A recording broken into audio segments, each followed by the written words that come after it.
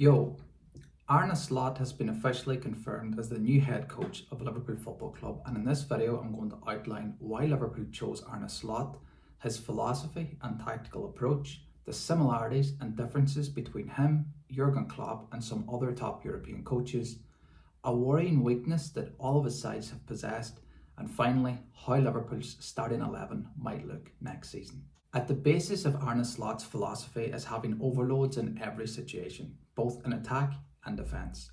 And I'm going to start with my favourite thing about Arne Slot in this regard, and that's although his philosophy involves lots of high intensity running and aggressive pressing, his teams, unlike Klopp's, do not overcommit to the high press. They happily revert into a more reserved block as the opposition advances. Slot likes his sides to defend in a more compact manner. He wants to keep the distances between the players short to make it difficult for the opposition to find space and to reduce the impact that individual errors have on his team. This is very similar to the out-of-possession approach favoured by Mikel Arteta's Arsenal team, which have seen Arsenal become comfortably the best defensive unit in the Premier League. In possession, Slot's flexibility when building attacks from the back is another big plus. If the opposition press with a single striker, the City midfield player remains in their position. However, if the opposition press with two players, the City midfielder will drop between the two central defenders to provide more passing coverage and allow them to progress the ball up the field more effectively. If there's no press from the opposition, the central defenders are actually expected to carry the ball up the pitch until they're put under pressure.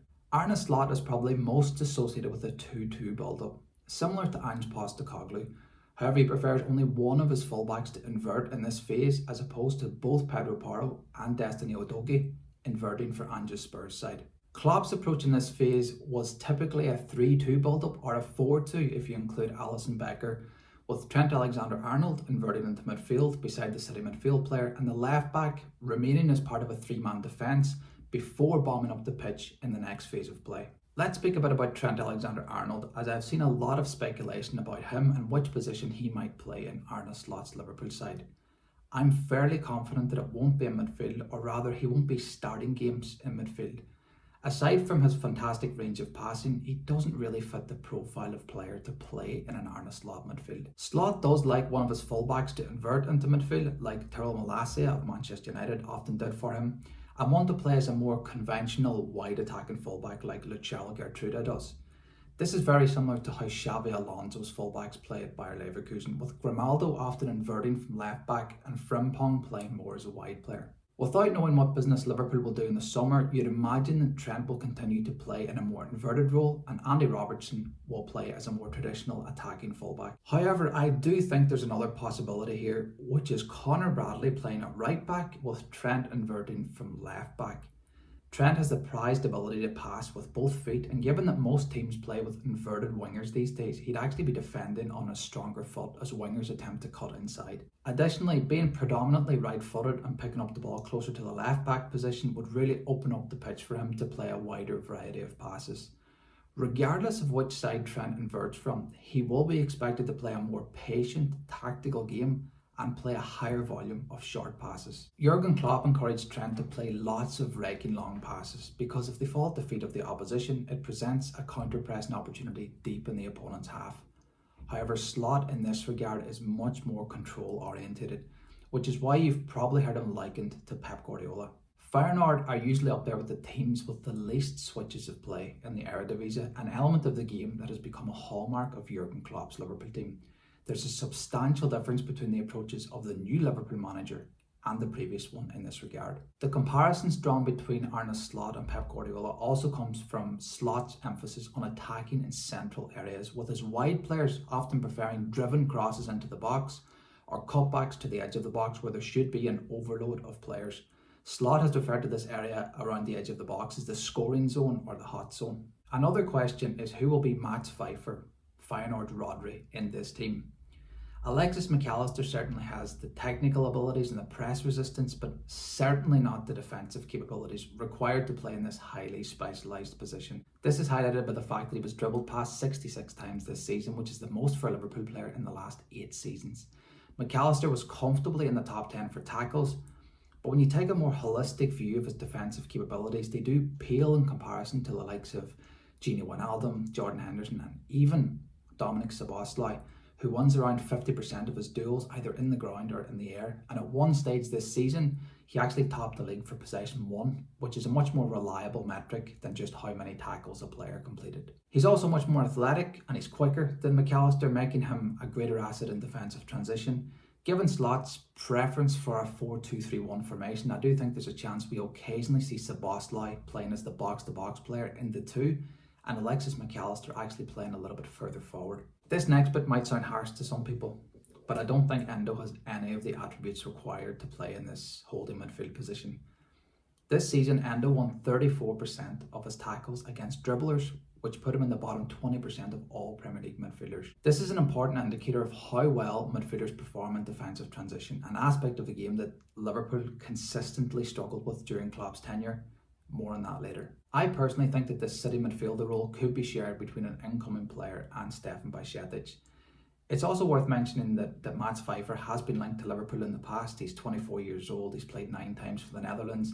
He's technically excellent and really strong at defending in defensive transitions, which is crucial for teams that are vulnerable to fast breaks. The caveat, of course, is that he's still untested at the highest level. Of course, there are lots of similarities between Slot's philosophy and Jurgen Klopp's. Firstly, he likes his team to press initially without much structure, and that it doesn't matter which player is closing down the opposition player on the ball. Secondly, even though Slot's teams defend deeper as the opposition progress with the ball, his teams spring forward and they're incredibly dangerous on the counter-attack. Potentially even more dangerous, as the more you invite the opposition forward, the more players they commit forward, making them more susceptible to fast breaks. Lastly, and most importantly, Arne Slot has an unwavering commitment to youth development and nurturing talented young players. Given the wealth of young talent at the club at the moment, you'd imagine that this was a huge box ticked for Michael Edwards. So tactically speaking, where are the vulnerabilities? Well, first of all, just like Klopp's Liverpool team, particularly in the last 2 seasons or so, Arne Slot's teams are vulnerable to fast breaks, as I've already mentioned a few times in this video. How often did we see the opposition break quickly against Liverpool, creating an overload of players against a back two of Virgil van Dijk and Jarell Quansah or Ibrahima Konate? Slot's teams have had similar issues. My worry is that although we seem to have an abundance of midfield options at Liverpool, we don't seem to have many that excel at the defensive side of the game. You certainly can't fault their work rate, their tenacity, or even their discipline, but as I've already mentioned, there are not many specialised ball winners to choose from, and I do think that this is one of the main reasons why this new look Liverpool team really struggles in defensive transition. However, positioning many players centrally and creating a numerical advantage in midfield does create really good conditions for managing defensive transitions. So hopefully this, along with the signing of a suitable holding midfield player, will improve this Liverpool team in this aspect of the game. Also, the Premier League has some of the best and most tactically astute coaches in the world, and more tactically flexible managers might employ a 4-2-2 or a 4-box-2 formation, which has been shown to stifle the approach of Arne Slot.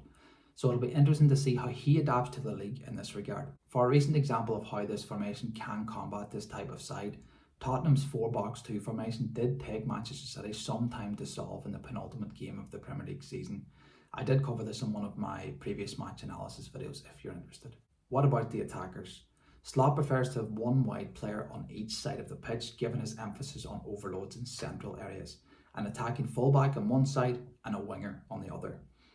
If you did have Conor Bradley playing at right back, providing the width on the right hand side, and Diaz doing so on the left, it would mean Mohamed Salah could play more as an inside forward and pick up the ball in areas such as the aforementioned hot zone, where he can cause the opposition the most problems. Having Salah as the only wide player on the right hand side would present a host of problems, as he hasn't got the defensive work rate or the dribbling ability of Luis Diaz, and Diaz doesn't have the killer instinct or the attacking output that Mohamed Salah has. Not to mention that Slot wants wide players that do not rely on overlaps to be effective, given that the fullback on that side will be inverting into midfield, which makes Diaz tailor-made for this role. As for the centre forward position, this really needs to be a well-rounded, intelligent striker with an aerial presence, as Slot's teams aren't opposed to mixing it up by playing long to the centre forward in certain situations. You'd imagine that both Cody Gakpo and Diogo Jota fit this profile much more so than Darwin Núñez. So what's Arne Slot's ceiling? Obviously, it's very difficult to say. Tactically, he seems like a great fit, but there's so much more to being the Liverpool manager than just how you approach football matches. Klopp's emphasis on team culture and connection to the clubs that he manages on a personal level are not as easily replicated as his heavy metal football. Michael Edwards hired Jurgen Klopp in 2015 and he returned to oversee the hiring of Arne Slot, so all we can do now is trust the process. That's all from me. I hope you enjoyed the video. I'm still very new to this, as you can tell by my low subscriber count and below average editing skills, but I'm trying my best. If you liked the video or if you learned anything new, then please do give it a like. The positive feedback really means a lot. Also, please consider subscribing for more football related content just like this one. I would really like to do another Arne Slot video focusing more on his time in the Netherlands, what he achieved there, his impact on the league, etc. Lastly, please let me know your thoughts in the comments section below. What do you think of Arne Slot's appointment, Liverpool fans or not?